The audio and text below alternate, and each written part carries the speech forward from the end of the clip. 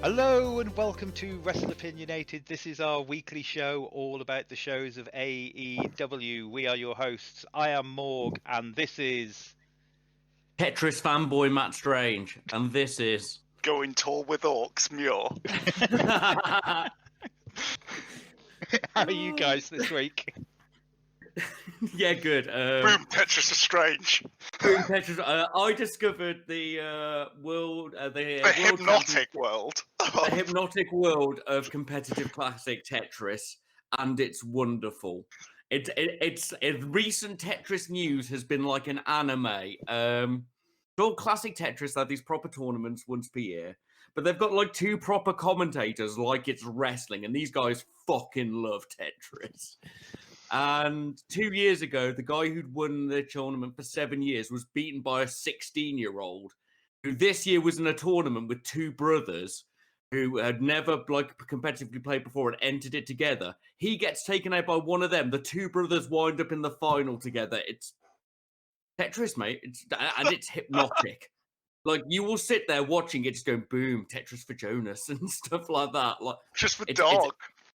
Tetris for dog. Yeah, so that's what I've been up to. I think I'm this sorry. Is a Tetris podcast now.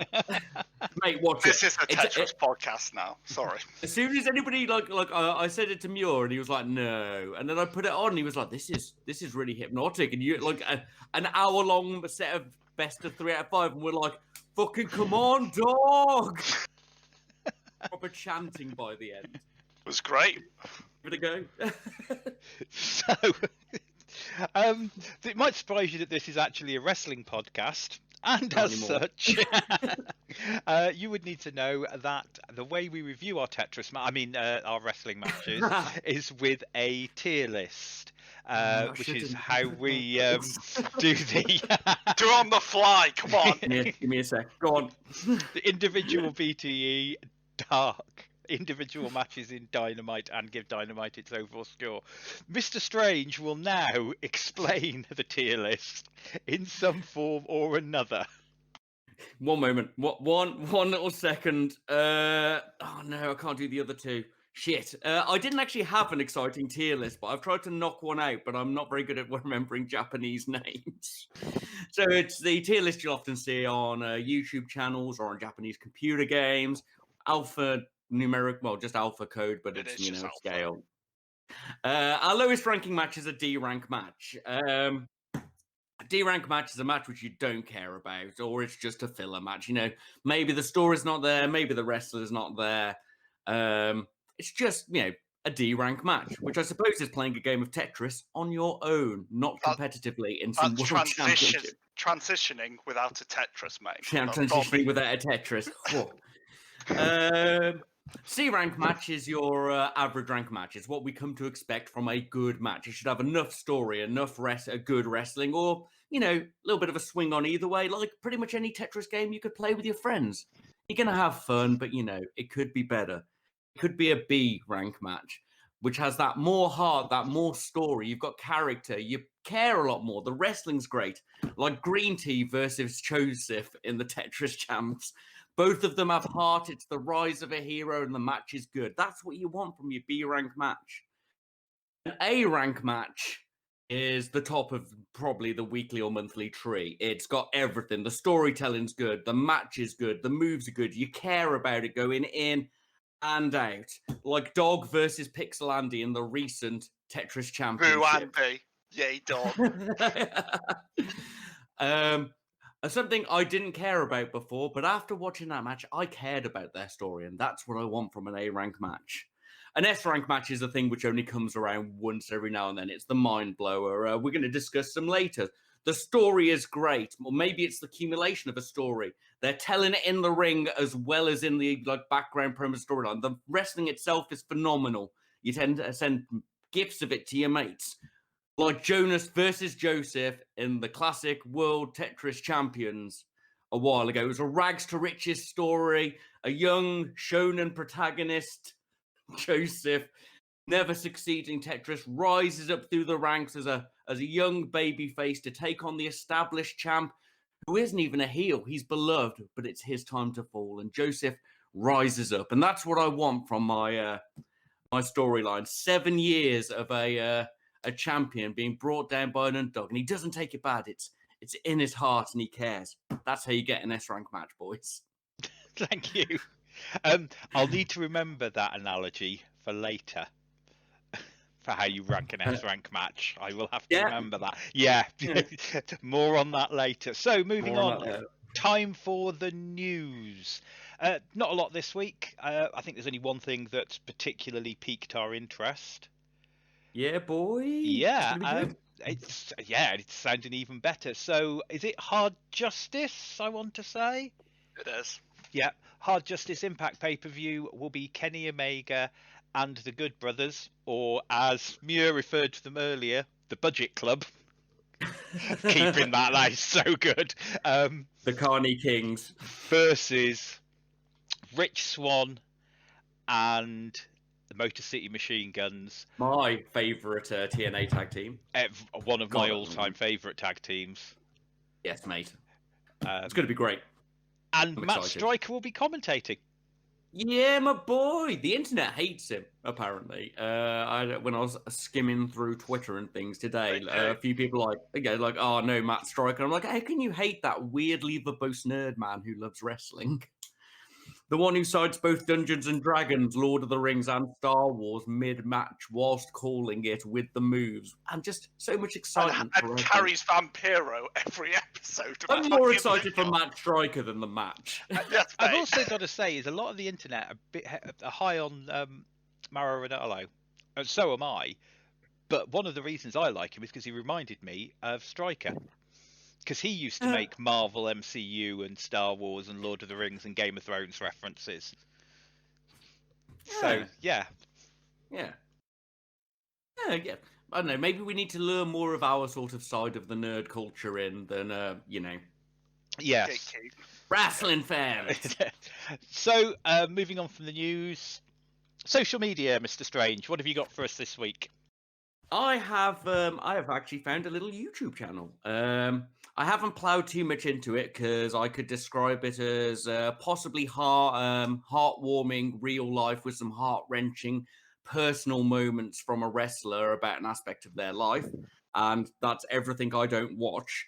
But it seems like the sort of thing other people might be interested in.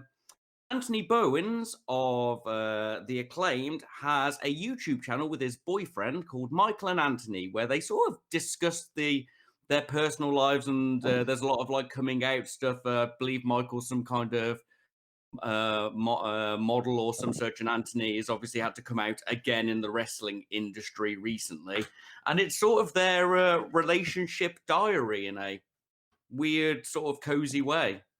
Not for me at all, but I know a lot of people actually do care about the personal lives. A lot of people are wholesome, and Yeah. A lot of people are lovely and want to see people struggle. Not heartless like us. Yeah, and it's just Michael and Anthony on YouTube. I found it just by putting in Anthony Bowen's YouTube channel, Michael and Anthony. It looks lovely if you're into, or saddening if you're into that sort of having real emotions thing that awful people have. I had my emotions removed in 1974. Mine were beaten out of me by the chef trade. Oh yeah, the ones I got back were then. Yeah, just fucking stripped from me. So, moving on, now it's our time of the week for our reviews, and we start off, as always, with... Oh shit, I have to do something. Yeah, with BTE, or Being the Elite. Sure bit, Muir. Over to you, Mr. Muir.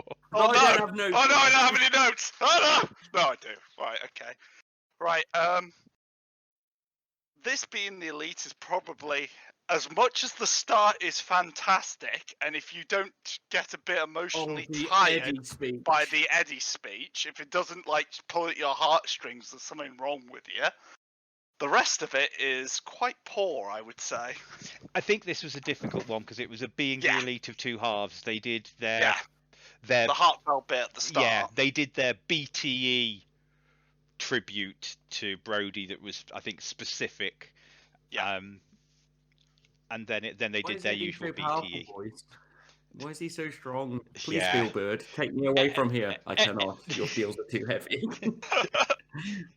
He's giving us emotions. After that, Mate. we had Hangman with the Dark Order, which is kind of nice after all of it, him just sitting with them and chilling. Yeah. Yeah, that was... Then we had a 10 fucking hour long bit with Private Party arguing for the 30% or whatever percent they are meant to be getting off to... What if we just keep doing this sketch and scene over and over again? More on that later. More on that next week. More Yeah, on that more on on that every next week. scene of Dynamite, mate. But here we are, yeah. Then we had the Queen's Gambit. I'm guessing it's Queen's Gambit because that's the only modern chess reference I can imagine. I've not seen it. Bit with Joey and Trent and Luchasaurus, which was kind of lame, but I don't get the references because I didn't watch Queen's Gambit. I don't even remember it. I haven't watched I'm going to it be honest with either you, boys. No. Then there was the Speaking Spanglish bit where they're trying to chase down... Oh, what's his name? Alex. Yeah, because he's in the Dark Order. Yeah. Once again, that's starting to get a bit old now. More on that next week. More on that on the next segment, which is Kip and Lever.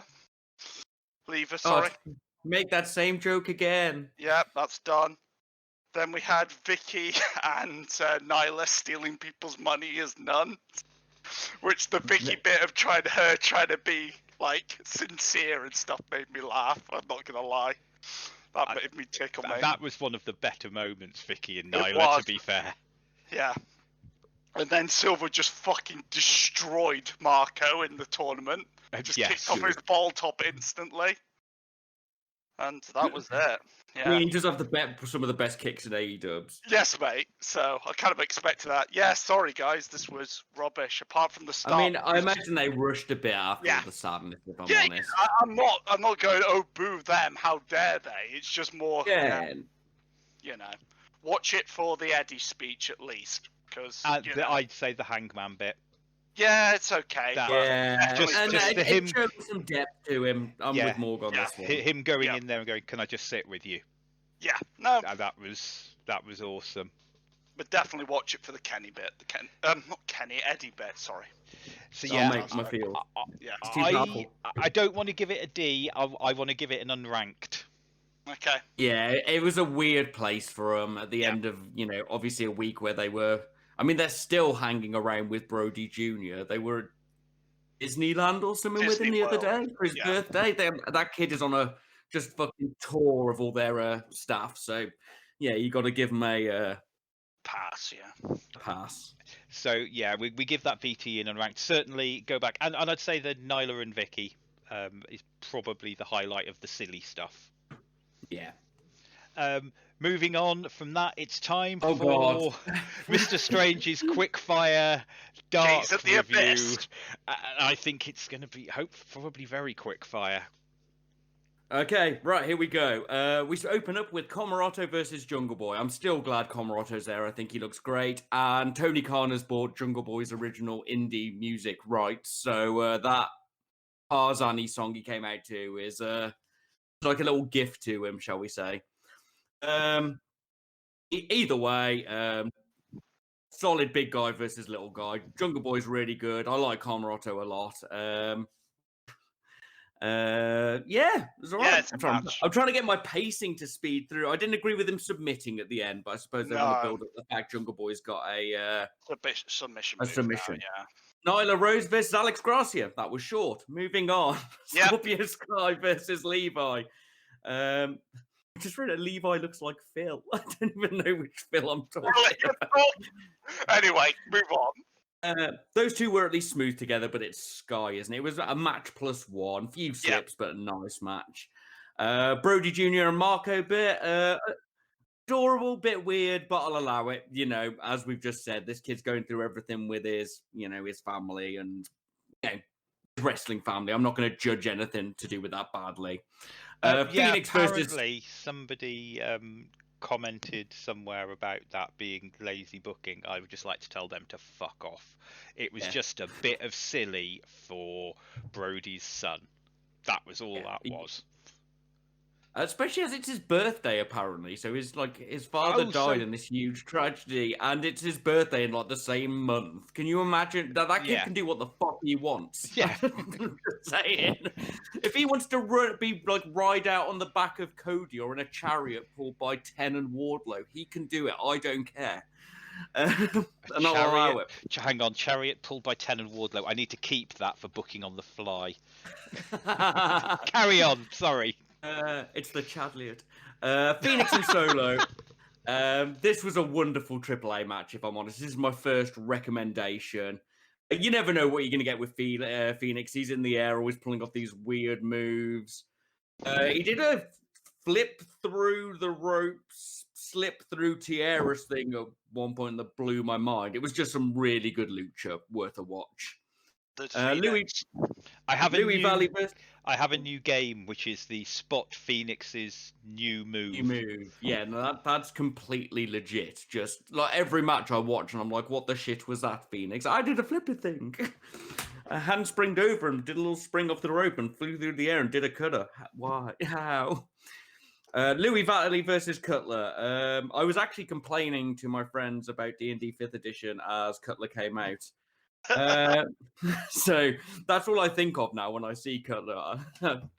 Very one-sided. I don't think Cutler should realistically be dealing out squashes. Like, as much as he's good in the ring and he's got a reasonable look, he's just not like main line ready yet. He's too soft and lovely. So, he doesn't have Avalon to be his promo anymore. So I've been reading the Young Bucks book has finally arrived, and apparently Brandon is like one of their friends from childhood. Yeah, that's really adorable. Yeah. Sorry, carry on. No worries. Angel Fashion versus Avalon. All right. Not. I expected a more fun match because it was Avalon and I didn't get it. Expect that from Avalon, yeah. Women's tag, the Latinas versus Kylan King and Tesha Price. Price. Or unless it's somebody whose name is actually Fisher. I forget. No, it is Tesha. Yes. I really like Kylan, obviously. They've actually got some tag moves together, if you were looking. There were a couple of awkward bits at the start, but otherwise this was actually solid. There was a couple of really good spots for King. It was actually quite a good women's tag match. There's this women's tag league now. We're importing a bunch. We are. I think we've had a bunch more show up recently. We might as well get this women's tag more women's. I think getting a women's tag league together, or at least so that when they do the challenge for the medals next year or later this year, it won't be quite so names drawn out of a hat. Yeah, we need some opposition because we have a tag team and a lot of not tag teams. And as we know, tag teams are better at tag team wrestling than non-taggers. Gun Club versus Bear Country and their friend, which seemed a bit weird for me. I wouldn't have thrown them at all like that. No. Yeah. I mean, this was a solid and fun match. Big Bear Country man did a moonsault, and that blew my mind. I was like, but he's so huge. Yeah, just solid fun. Great breakdown near the end, with the big lads being outskilled, with power. Yeah, actually quite a good match. Vipress versus Shanna. I always think of Morg when Vipress comes out as our closest goth friend. I assume you like her. I think her name's Vipress anyway. Yeah. She's all right. She is. This was all right. Shanna's still getting off some ring rust and getting used to people she doesn't know, but I didn't hate it. Best way to put it. Baron Black versus Seidel. I was getting a bit tired by this point, if I'm honest. My reviews might get a little bit more grumpy until the pickup. But Seidel, I love in the ring. He knows all of the moves. I love the slice and his standing Mariposa. It was a solid match, just very one-sided. I don't know if Baron Black, it was just maybe not the right opponent for Seidel. We do know who is. More on that later. Vox versus Rosa. Another new woman. Hooray! Yeah, it was all right. They were trying to have it. They had an NWA match, but you could see that they weren't familiar with each other. But it was more of the Rosa that I'm accustomed to. Grapples, holes, and rolling. Is this where I say? Yeah, I quite enjoyed that match. I don't think it was stand out, but yeah, I did quite enjoy that match. It was all right. It's all right. It was all right. I need that as a soundbot on a button. That's what we need, Morg. Dean and Johnson versus the Acclaimed. As we all know, I love the Acclaimed. Their rap this time was a little bit fucking harsh. I was like, oof, boys, calm it down. And I still think Dean deserves a win, like so much.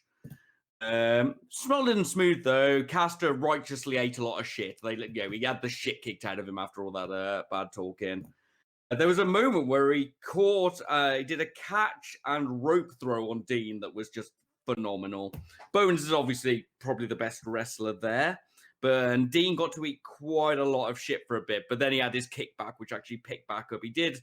Dean did this thing where he kicked up and off Bowens into a DDT on Caster, and it was just phenomenal.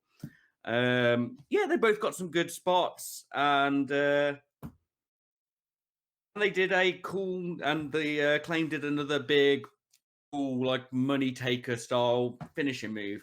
I think probably we're getting to the level where we don't need to see them on Dark anymore. Their shit talking has become a mainstream thing, and now they're just going to get a bit like, racking up the wins, like I've complained about Dawn Spears and others in the past. And normally those runs stop because Shad listens to the show. Shad. Fuego versus Limelight. This was great fun. I love this. Watch this as well. Some great dodges. There were just some great dodges and stops and counter plays in this too. Either these two have just been training continuously together, or they planned out a lot of this. This was joyous cruiserweighting, but it wasn't overpaced. Fuego did a middle rope springboard moonsault to the outside of the ring from the inside. I don't know if you boys saw that, but that's fucking ludicrous. That's like Wrestle Kingdom level bollocks. Yeah, it was just phenomenal. It was just a really cool match. Limelight's body scissors into a crab was great because you don't see a lot of body scissors in wrestling. Fuego's straight jacket neck breaker, and we had a Spanish fly suplex jobby, and anybody who doesn't pop when they see a Spanish fly based move doesn't like wrestling, let's be honest. Yeah, so watch that one as well. That was really good. Fuego still looks a bit like skinny. Maybe he needs to pick up a tan. I don't want to say every wrestler should be big and buff, but I don't know. He's one of those people that doesn't wear definition well. Does that make sense? Yeah, I think I know what you mean. Yeah. Kaz versus Griff versus Darius versus Angelico, which was a weird lineup for me, but I'll take it.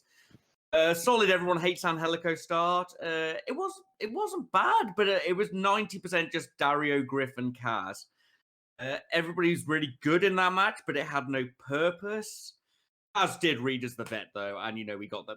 Basically, this is a match that can't say is great, but it did have a lot of great spots in it, in the passing through of it. Just throwing things. Mate, we're almost there. We're almost there. Sammy versus Nakazawa, which I was more excited for Taz than I was for myself. Yes, mate. But I want to love anything like Taz loves comedy wrestling. I wish Taz had discovered comedy wrestling in the 90s. He would have been a very different wrestler. Yano match. Yeah, it'd be phenomenal. And they sort of mostly had a normal match, if I'm honest. Nakazawa actually did and took a lot more normal moves, and it was kind of nice to see him wrestling. It was actually quite a good match. The comedy spots weren't overdone. The oil wasn't overdone. I quite enjoyed this. As opposed to taking the piss out of it. And Sammy calling out that he's going to be the champ at the end was good. We need to see it on Dynamite. Yeah, basically, we know he's going to be one of the next big stars. I think this year / next year is going to be the rise of the kids, basically. There's almost knocking his mic off the desk.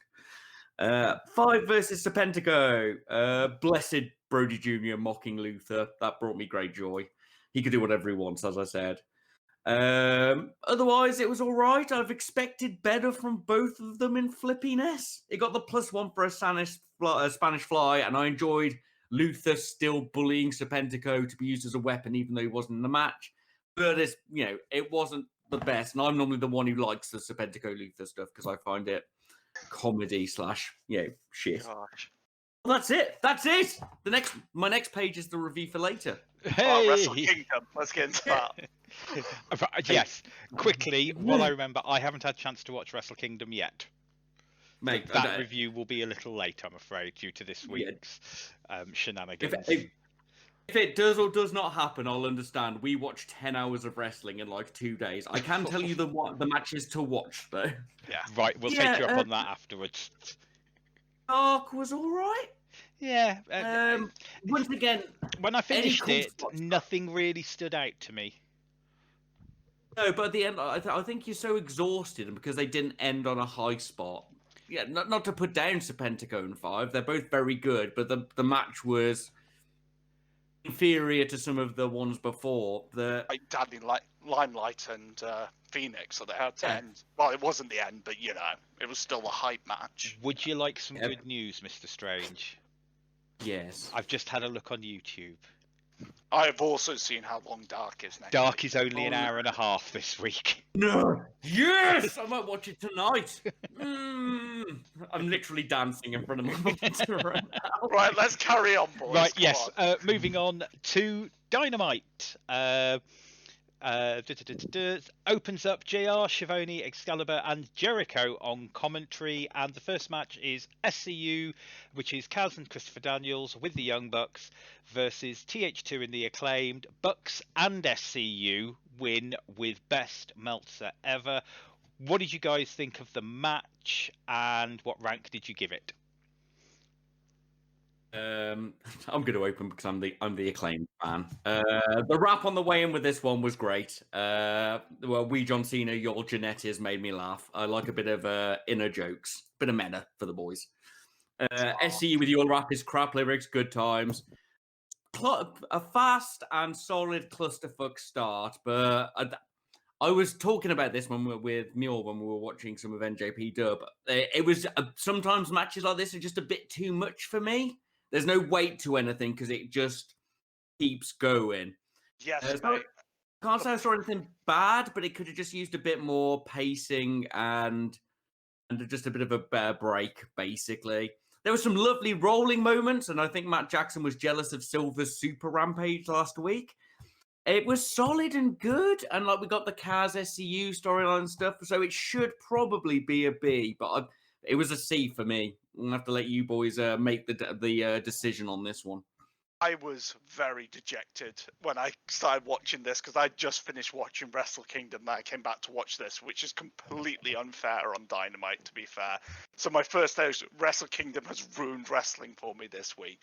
Yeah, this was a huge spot fest. It was good enough fun, and seeing as Nick Jackson thought that his leg was broken halfway through this match, I think they did pretty fucking well. Oh yeah, good point. Yeah. Yes. So I'm going to give them a B just for the ability of the Young Bucks to carry on when something like that has happened. I know it's probably stupid in this day and age, carrying on through it all, but fuck it. I thought it was great that they managed to do that, and I gave it I had given it a C, but I'm going to give it a low B for that. So, normally I'm the one who comes to the Spot Fest match like this, and you guys are both like, well, it was a C, and I'm like, no, it was an A, it was Yeah. I gave it a C, but Mr. Muir, you've talked me up. It's a low B. Yeah, no, I'm weird. It did have the wrestling was all smooth and good and concise. I'm just grumpy old man who likes a bit more pace. Nick had watched NJP Dub first, and that's not fair because it's a 2-day pay-per-view in their WrestleMania. Yes, mate. The issue with this is I'm getting kind of tired of the repetitiveness of it. Like, you get the Young Bucks match first, then you get this segment, then you get this segment, and it's just feeling a bit cookie cutter. It's a bit linear now you mentioned it. Yeah. So, I don't know. Dad, mix it up. Yeah. Talk to your Come on, son. Chad. Following on from that, Kaz and Christopher Daniels in-ring promo. Any thoughts, comments about it? I didn't rank it, but I've no doubt Blessed Kaz. That was good. I like the challenge. I like the nice, honest, open, respect challenge. I think it's cool. I think it makes sense because we know that SCU and the Bucks are friends, actually friends. especially with them both being baby faces, or are they at the moment? But yeah, it was all right. It's all right. Following on from that, we had Mox in ring promo. I've just got down solid Mox. What do you guys think? It was good moxing. He built up Fenix. He gave a long-term threat. I thought you'd like that.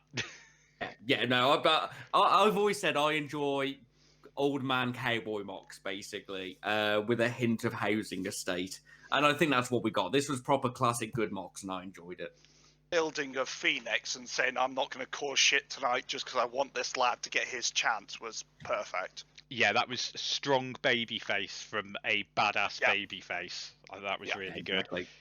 Following on from that, Chuck Taylor and Orange Cassidy with Miro and Kip backstage promo. What did you guys think of this, and did you score it? I can't wait for Miro to be counted up after the Falcon Arrow in the middle of the ring.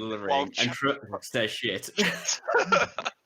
I obviously enjoyed this. We all know I'm a Chuck fanboy, and Chuck, when he's doing his like weird meta out of character is where he's best. So I enjoyed this. I enjoyed the little Chucky threat. Zach, who is obviously our go-to learning wrestling fan, I'd say, really enjoyed this. So I thought it was good. And I think Chuck expressed some of the fans' feelings with, whatever, man, I don't give a fuck. Let's just get this over. Yeah. I thought, I haven't ranked it, but I think it could arguably be a B for the storyline, but that could just be my best friend fanboy thing. And the fact Zach bigged it up to us out of nowhere. So I'm going to back you up. I think this was I think that it's led to an interesting stipulation. We're heading to a tie-off of the story. Can't wait until he sabotages the wedding from the inside when he's the young lion. Yeah, that's exactly what I'm expecting. Oh, that's really good thinking. Because obviously he's not going to win. That's really, really good thinking. No, and Chuck is angry. Stepped on person is how he actually works his best in wrestling. Trent bursting out of the wedding cake is what I'm looking forward to. I swear to God, if there's going to be a giant wedding cake, it's a wedding in wrestling. Yes, mate. There's going to be someone in a wedding cake. It's going to be Trent. Moving on from that next match, Jake Hager versus Wardlow. Wardlow wins with the F10. What did you guys think of the match, and what score did you give it? Unfortunately, I had seen Shingo versus Hobbs before this match, so this was just, poor lads, they didn't stand a chance. This was technically Shingo versus Cobb we have at home, but Shingo versus Cobb was my favourite match at Wrestle Kingdom for Big Lad Copper. It was so good. Putting this up against what I would personally put as an A to S rank match isn't fair. No. I, on the other hand, actually really still quite like this. Solid brawl and set of strengths off with Wardlow showing the better repertoire in moves, and that fucking like run of release suplex high spot moments to fucking sell some offense. The only problem was all of the cool moves were on behalf of Wardlow because Hager doesn't have any cool moves. He has, I put you in a headlock and I knee you places. I knee you in the dick. That is my move. But it had the right winner. But I enjoyed it. I gave it like a C+. I couldn't give it a B because I don't think all the story was there, and I don't think Hager like brought enough return coolness to the match. But it was all right. Like a high all right from me. As opposed to it's all right, it was like a all right. That's my ranking. I'm going to give it a C, but including with the story that came after, I think it's really well done. I can discuss more of that when we get to that bit. That's interesting. Yeah, the other way around for once. See, because I went C/D. Yeah, what? Oh, jeez. I can see where from though. I can see how you completely see it. It was a C- for me. It wasn't. It had moments, and those moments were Wardlow. There was actually a really good story going into this, and I didn't feel like I got the payoff to that story. Yeah, so I think But with what Muir has just said, I think that pulls it up to a C. Yeah, I think C is the best way to put it. C is the fairest thing. Yeah, it was a C minus. It wasn't a D. Yeah. Oh, so we're between it's all right and it's all right. So we're just on a casual. It was all right. It's okay, boys. Following on from that, Matt Hardy and Private Party and Snoop Dogg promo. Fucking Snoop. Love Snoop. Sorry. Yeah. Contract stuff. Why was Snoop there? Other than the fact he wrote a song about gin and juice that their finisher is named about, which is a very good song. I'm a fan of it. But yes, it is. And I think they could have done a little bit. I don't know why Snoop stayed. He should have just waltzed in and given them the juice and then waltzed off. Like they should have been like jammed past in that like Snoop way with his little fucking. Yes, mate. Exactly. Because they're missing some juice and they don't know where can we get some juice at this time, and then Snoop just waltzes in with it, gives it to them, and walks off. That would have been perfect. But he just sort of hung around. I don't think I can badly rate it. Like I think it's a solid wrestling C. We had story. There was a moment. Snoop was there. I can't say it's bad. I can't say it's bad because this kind of shit happens in wrestling all of the time. Yes, you know. Snoop Dogg. Carry on. Brian Cage, Darby Allin, weigh-in segment. Thoughts? When is Darby's song going to change to Pumped Up Kicks, boys? My first opening comment is "Son the Edge," which is a meme off the internet. I'll just go through my notes in order. Please do. Son the Edge. Oh, I wonder who that could be. Fucking dang! I'm not paying him again. Yeah, I'm bored of this now. I'm bored of. I said I was bored of it last week. I'm bored now. Can we except the weigh-in because we've done weigh-ins? But go on, Morg. Sorry, I'm just ranting angrily. Can we have what is going on with Darby and Sting? Is Sting now going to be Darby's mentor? If so, yes. Cool. When's the paternity test been done? That's yeah. Have you noticed that Darby's makeup has improved since he started teaming up with Sting, though? I've been saying it for ages. It should have been a BTE segment where Darby was in the cupboard doing his face paint and Sting walks in and helps him. I haven't noticed that, but I think that's because my eyes were rolling so far back into my head at the possessed. That I must have missed it. Yeah, I'm not ranking this, boys. I'm bored of it. It's getting very repetitive. Now. Yeah, very. Can we? Though, I mean, I suppose this is what, in the terms of a long-term story, this is what we've been building up to: is Cage, Darby. Darby has gone through the other members of. Except he hasn't gone through. Sting Hobbs, was in the rafters for like 18 months in WCW, and nothing happened regarding it. But that's what it's starting to feel like. But that really worked. Because nothing happened. It worked better. Yeah, you'd have almost been better off. I like the Darby always sitting on his own up in the top, watching. That I really like, and it's a nice little play on the old Sting thing. But yeah, let's have the match. We'll have the match next week, and hopefully that will put the match to bed. Darby will beat Cage. All of Team Taz will come down to beat up Darby. The lights will go out. There'll be a 2-minute entrance whilst Game of Thrones videos come out. Team Taz will go, "Oh God, I can't believe this has happened again for the 15th time," and run off. Why didn't they just bring some bats with you? You know he's coming. He's 60.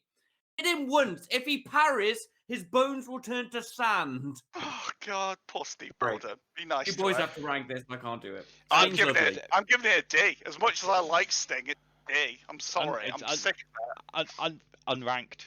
It's just I want some payoff now. I want Darby and Sting to turn around and let us know. I was quite happy with I'm happy with the Sting never answering the why he's here. Yeah. And you can keep leaving the not answering the avoid that question all the time, but come out and say, yeah, well, or the commentators need to say, Sting is obviously mentoring or something. We know that older wrestlers are mentors / managers for people. Darby's not a bad talker. Sting, when he's on form, is a great talker. So if you are doing that, do that. If you're doing the old Paul Heyman, trick. Do something. But do something and stop having Sting just come out with a baseball bat. If Sting's if he's cleared and okay to wrestle, then he needs to hit them with the baseball bat. Even if he's not okay to wrestle, he can hit them with the freaking baseball bat. They don't have to. They can just die. Yeah. But make something happen. Anyway, moving on to something that was a bit more fun and something that pulled up an earlier segment. MJF backstage promo with Hager. Very clever. I love this. This is manipulating twat 101. Yeah, this explains the moment with Santana and Ortiz last week. This is good storytelling. This is very clever. I don't know if it's long enough to rank it, but on somebody who reads books on social engineering and keeps a copy of the prints, to hand, I'd give this an A. I love clever storytelling and seeing that. I can't wait till he overthrows Jericho after turning them all to his side. It's going to be great. Yeah, exactly. Everyone except Sammy. Mm-hmm. Sammy face turn. And we'll keep and Jericho face turn. Whoa. This is the way Jericho does it. We will have another festival of friendship. Equivalent. What about the heels, guys? What about the heels? I know. We are on that point. We need to have some turns one way or the other. We need we do need some turns now to mix things up. Following on from that, Jurassic Express FTR backstage promo. It was alright. Fine. Yeah, it's alright. So then we have okay. Matt Seidel versus Cody Rhodes with Snoop Dogg. Cody wins with the double crossroads. What score did you guys give the match, and what did you think about it? We'll go on to what happened afterwards. Snoop Dogg! I love Snoop, and I really like the rapping added to Cody's intro. I think I might be one of the very few people who does, but... You are, mate, but glad you like it. I'm glad someone does. Look, no, people just think of me as the guy who only listens to ska. I know, mate. I know my secret hidden love of 90s rap music. Yeah, I know. And Snoop was wearing previously the T-shirt of his best album, Doggy Style. Yep. That's the one with gin and juice on it. Yes, obviously, this match was technically good. At a good pace, not overwhelming, I'd say. I was laughing at the fact that Snoop was actually coaching. Brilliant. I'm like so Cody, down with it. Cody legit went to the sides to get advice off wrestling off Snoop Dogg, a man who had a great rap career and then a TV show about making cakes. and I love the fact that he had the Arn's waffle menu and was holding it over his mouth the way that Arn does. It was brilliant. I love it. At least we know Snoop has either watches the show or had done some research on what he was doing. Yeah, exactly. Which is credit to. What I want from a celebrity appearance, Yeah, and Snoop's little hop out the way when they went out the ring was hilarious. Yes, mate. Jericho was having a great time on comms in this. He kept slipping into his Clint Bobsky voice from Southpaw. I don't know if either of you two noticed that. His voice kept going to full fucking Clint Bobsky. Obviously good wrestling, a bunch of cool moves and counters. This is what I would just call wrestling match +1. It's what we normally give Beers and Sky, just wrestling match +1. Good. So I think it's a B. I think the comedy section and bullshit and the good wrestling. Obviously we didn't have a lot of good stories, so I don't think I can push it up to an A because I don't think the match was overwhelming. But I had a good time, and Jericho was having a good time, and that makes me happy. Me have a good time. Yeah, it does. Yeah, mate. It was a B. It was a B. Cody, the B rank general. It's Cody, our B rank general. Yeah, it's exactly that. It was what we expected. I maybe would have expected an A from these two, but it was a no storyline going in match. No build, is there? Yeah, it was a match. They made something out of nothing. So I have this written that this is exactly how I've written this down. Chaos Project run in and attack Cody, and then silliness happens. Yeah, just silliness. That is the only way I could describe it. It was wonderful. That fucking Snoop spot was... I even noted at the start, oh no, Snoop is Blake's doing a move. And then it came up. Excalibur like passing it off as a joke because like he said it's like a knee drop combination, and even he was laughing.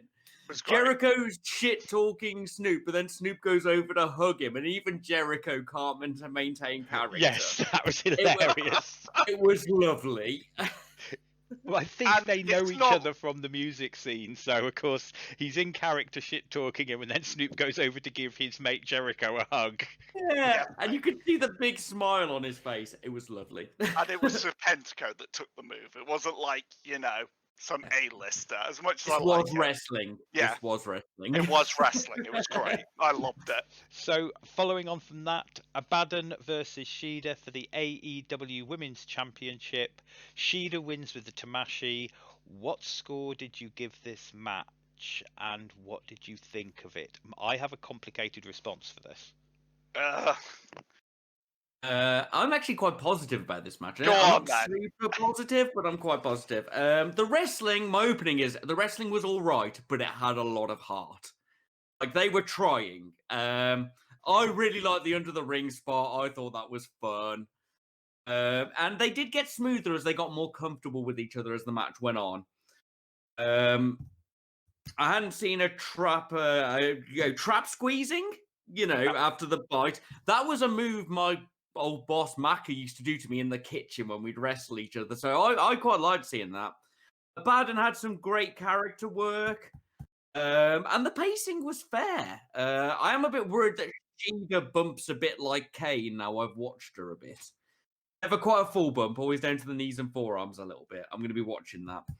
It was shorter than I expected, but I enjoyed it. But I think Abaddon should have been up a lot quicker after that win.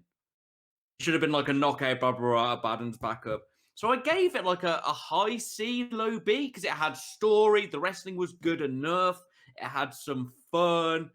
But I don't know. I think Abaddon should have been saved longer, possibly. But at least they gave us some drag under the ring things. Yeah, 100% agree with you. I think this is the best we could expect from the experience at hand. Thank God for Bless Shida with her acting skills. She carried this as much as Abaddon did her best, don't get me wrong. But yeah, it was what I was worried about, that they're feeding these people that need longer into the main scene, which shouldn't be in the main scene yet. Nothing against Abaddon. She's fantastic. I love her character, but she's not ready for, AEW Women's World Championship matches, if that's, the top ranking of a women's match. Yeah, it was solid enough. I enjoyed the comedy and I enjoyed the horror because I find it funny, but yeah, it was a C for me. Morg, let's get your complex opinion. Well, I say complex. So I enjoyed the match. So I gave it a C or a B because of the story. Because of the story that was told through the match, and we've had building it up. The horror segments with, as you mentioned, Abaddon dragging Shida under the ring and coming out with the blood, and then the trap squeeze on the blood. Shida having to use her quick fire finisher to get the finish. I agree with you. I think Abaddon should have sat up much quicker. More on people sitting up later. But yeah, so I was going to go with your guys' opinion, so I'm going to have to say it's a C. You're going to go with a C? It's got to go across the board because, like I said, it was a C or a B because of the storytelling in the match. I don't think the wrestling was good enough to pull it up fully to a B. But we had build in it. Oh no, we didn't have build out. We had build. Yeah, no. We've had a lot of build up to it. I mean, to be fair, under the rules of I have had to obey unhappily at many times. I'm giving it a B, boys. I think that's fair for the conclusion to a storyline. And I think the mix of fun spots. As I said, the match started clumsier than it ended. Yeah, if you watch, like you can see. Highway robbery. I'm going to start watching Shida's bumps though. Yes, I'm intrigued now. I was like, she's hit the knees and forearms a bit. She's getting a bit caney. Following on from that, Ty Conti promo, thoughts? I don't remember. I just wrote solid.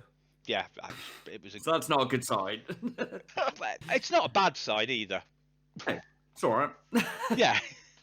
God.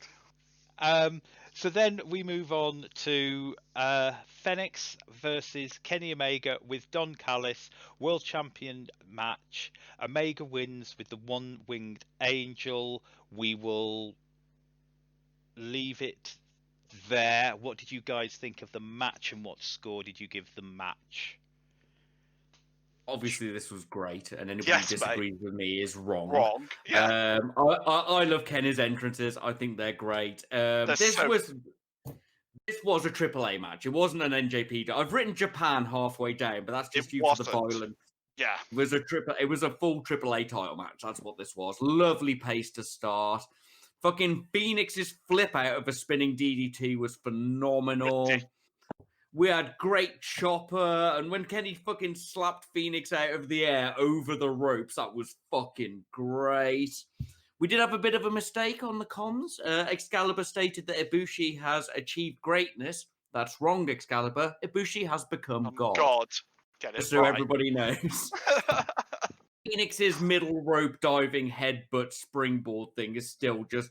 I'm generally a critic of headbutts, but he gets so much height and distance. Phoenix's rope jump kick thing, just more invented moves. As you said earlier, Morg, just what's he going to do this one? Then he did that moonsault into a suplex. And it was beautiful. It was my second favourite move that I've seen of that period. I think Strange knows my favourite move that Cobb did, but yes. It's Cobb's moonsault press. Jesus Cobb being Matanza from doing a moonsault and a slam at once, holding somebody. Anyway, they know how to break the pace down for some slop, for some chopper. It was just really good. There was a knee missed at the end that the camera could have helped with, but otherwise, this was fucking wicked. Really good drama at the end. Some people have criticised Phoenix's weak attempt at a shoulder up at the end, but I actually kind of liked it. I love this. This was great. Fucking wicked. Phoenix with his blessed matches. Yes, mate. I don't know what more to say about this. He's just fantastic. Kenny's obviously fantastic as well. It's, a high A. Great match. Absolutely fantastic. Watch it. A/S. Yeah. Oh. It's an A+, basically. It's not verging on being an S. What it means is, as Muir just said, it's a high A.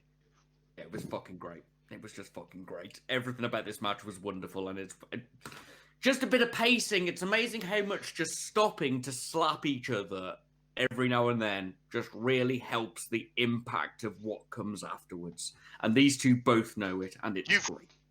Won me over, mate, with this, because I was always like, more flips, and then just after settling down and watching Wrestle Kingdom and just experiencing more slower matches where they tell the story a bit slower, like what we'll be talking about a bit later on, I think it's it's just what you need. Yeah, definitely. It's an A. So following on from that, we have a backstage beatdown on Penta and Pac by Eddie, Butcher and Blade. Then Kenny beat down on Fenix, Mox for the save, Gallows and Anderson run in to beat down Mox, Bucks come out, and Too Sweet with Kenny and Gallows and Anderson, or the budget, Too Sweet, or the Budget Club, as Budget Club. What was it called? It wasn't Too Sweet. It was called something else by Jericho. I think you'll find. Oh, yes. They're doing that famous hand sign. I've got it written down. I quoted that. Fucking Jericho made me keck pretty hard then. That ruined me. So I had this... running in for a table spot as well. Sorry. Just take back over, Morg. I'm excited. I had this ruined for me, so I didn't get to mark out. I also had this ruined for me. Yes, stupid YouTube. Mr. Strange, did you have this ruined for you? I did not. What did you think? Just good guy Mox doing good moxing. Then I got excited for Gallows and Anderson. God, Anderson's a big lad. Gallows is the big one. Mate. Gallows is the big one. Yeah. But he is 6'7". I looked this up, which is the same height as my mate Stu, but obviously Stu isn't built like a fucking brick wall. He looks so massive, and obviously the more cruiserweighty leaning AE-dubs. The Raptor has worked this out, by the way. It's Gallows is the giant. Right. Full dubsy-dub, table spot. A little bit sad they didn't invite Kaz out. He was in Bullet Club. So, okay. Okay. We know why they didn't invite Cody. That's all right. Yeah, I'm excited. I think that was a really good moment. I don't think sometimes the Dubsy Dubness goes a bit. It was like a Dubsy Dub moment that didn't feel like any part of Dustin was involved in it, if that makes sense. What this felt like was an invasion done right. Yeah, I'm excited to see more of this. I didn't rank it, mostly because it sort of rolls into the experience of the previous moment, and we all kind of knew it was coming if you've kept up with the impacty things. But they look like fucking bosses, just battering and throwing loads of people out the ring, and then the Bucks coming in. Yeah, really good. I'm excited. This is great. Before we wander off and give our final score, there's something me and the Raptor were discussing, and I want to know what you guys think. When they go back to having full crowds, when we can have full crowds again, do you think they should keep the front row wrestlers at ringside because it makes it so much better for run-ins than some random guy just comes from the back? I'd say yes, but those front seats go for about $350 a piece. That's true. Yeah, no, that's fair. They pay for an indie wrestler to live for it. Yeah, that's fair. One of those that's seats. Fair. Yes, it would. It would probably work better, but no, it ain't gonna happen because dollar bill, y'all. Yeah. Okay, so overall score. My one issue with this entire match and everything was Excalibur spoiling Wrestle Kingdom for people, because I fortunately watched it this way round, but if I was going, I'll watch Dynamite first and then I'll build up to Wrestle Kingdom, and he'd done that, he'd be like, you asshole. Fortunately, I can't remember what the spoiler was, but I remember him doing it. Yeah, it's okay. Don't worry. That's right.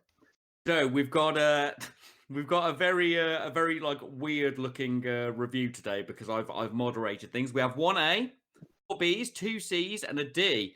But we are up +1 Mox and +1 Snoop Hug, but also down 1 Sting appearance. What's a Snoop Hug worth?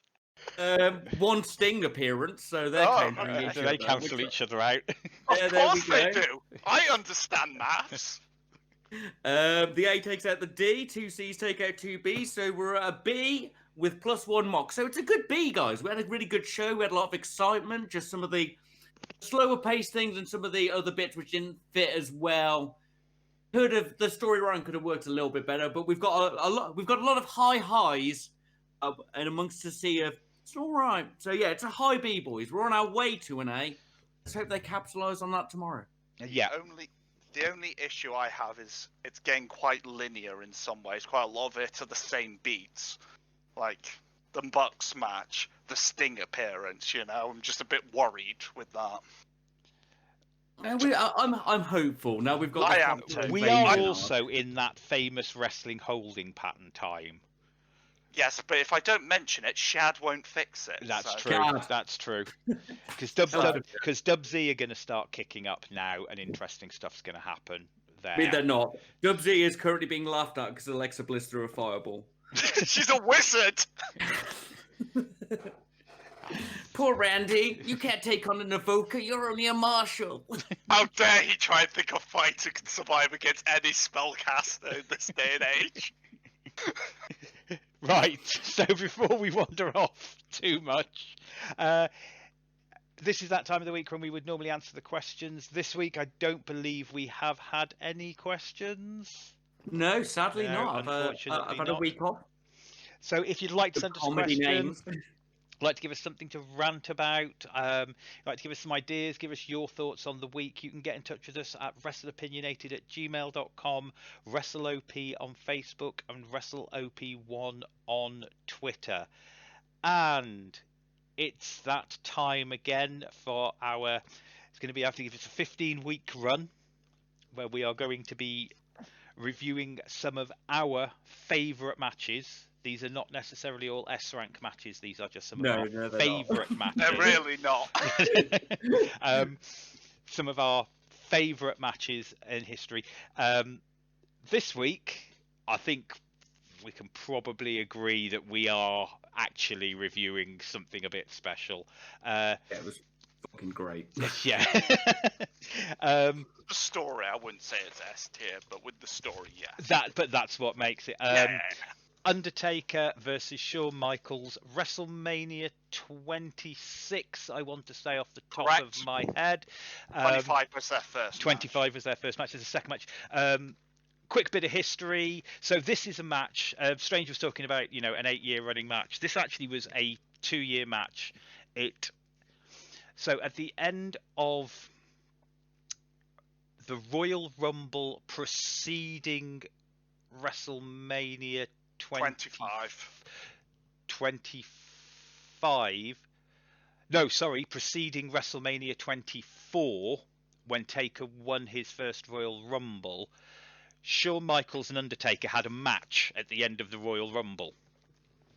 Basically, they then went on to face each other at 25. Shawn Michaels lost, and this came down to he got so dejected at the loss and that he started doing anything he can to try and get another match with Taker. He kept on not being able to win the championship or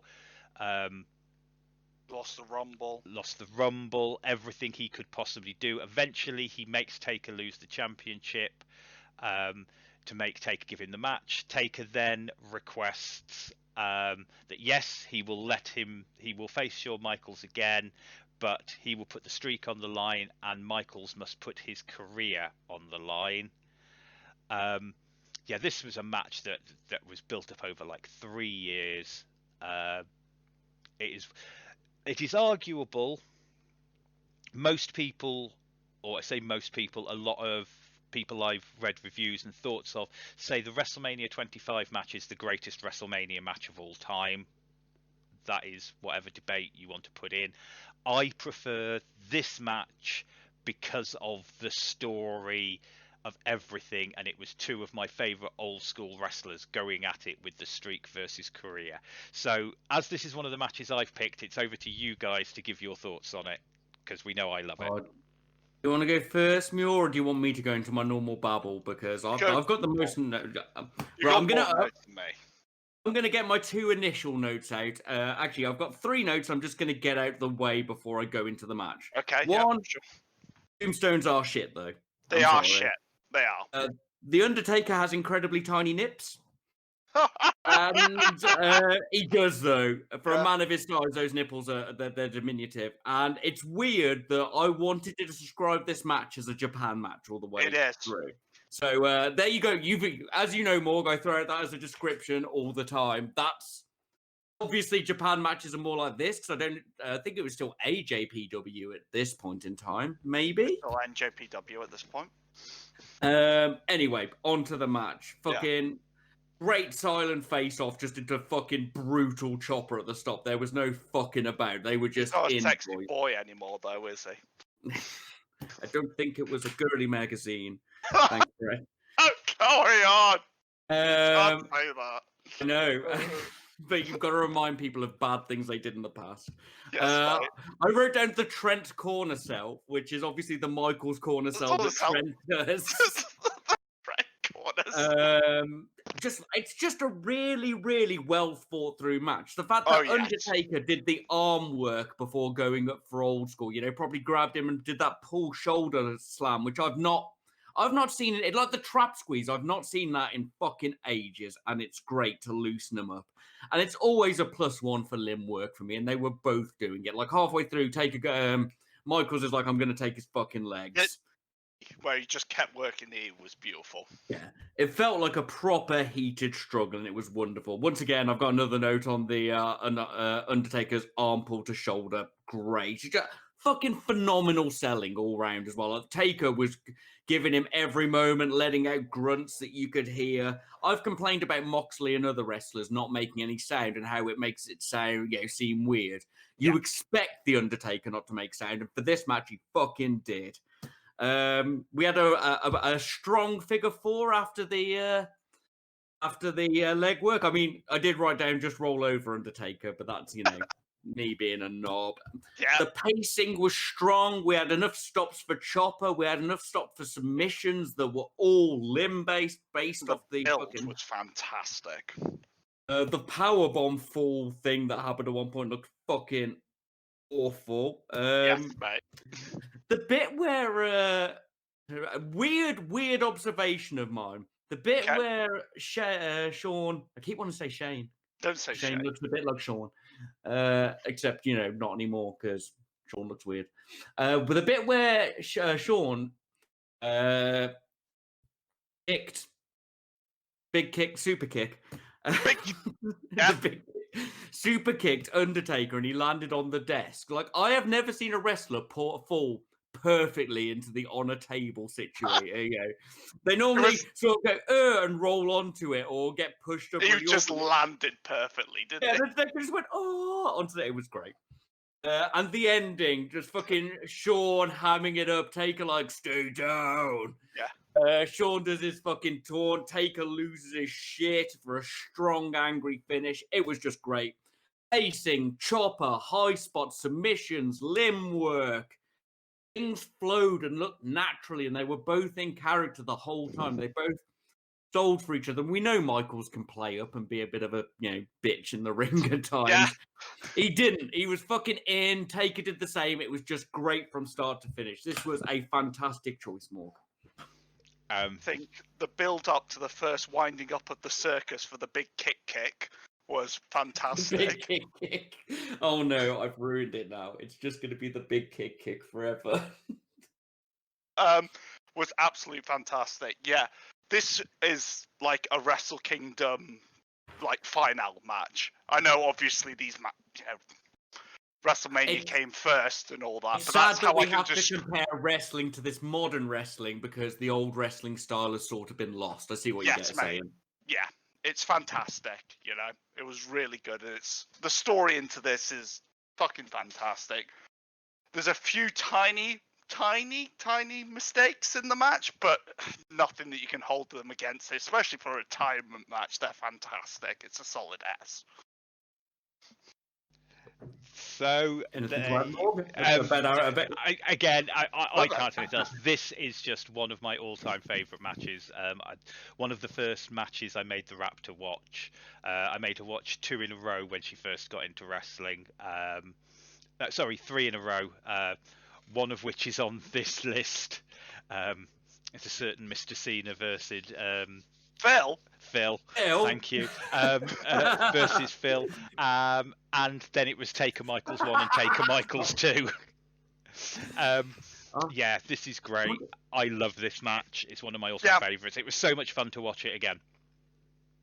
Yeah, no. I'm really glad we got to see this again. Is there anything I can cross off my list to replace with Shingo and Cobb? This is off one of mine for Shingo and Cobb. If one of mine comes up, we're watching Shingo and Cobb. Well, we're going to watch Shingo and Cobb anyway, so I don't care. I've lost my thread now. You're the one who runs the show as well. Cop that order, man. So yes, you can watch this match. We have linked it on our Facebook page. We will try and do that with all of the matches that are in our favourite matches. I've also linked, and again we will try and do this where is relevant, the pre-match promo. It's always really easy with WWZ because they always have their nice big over-the-top shiny pre-match promos. It's the one thing they do fantastic. They do really well. So are you ready, guys, to choose next week's match? Okay, Randomizer. Here we go. Come on, Shingo and Cobb. Oh.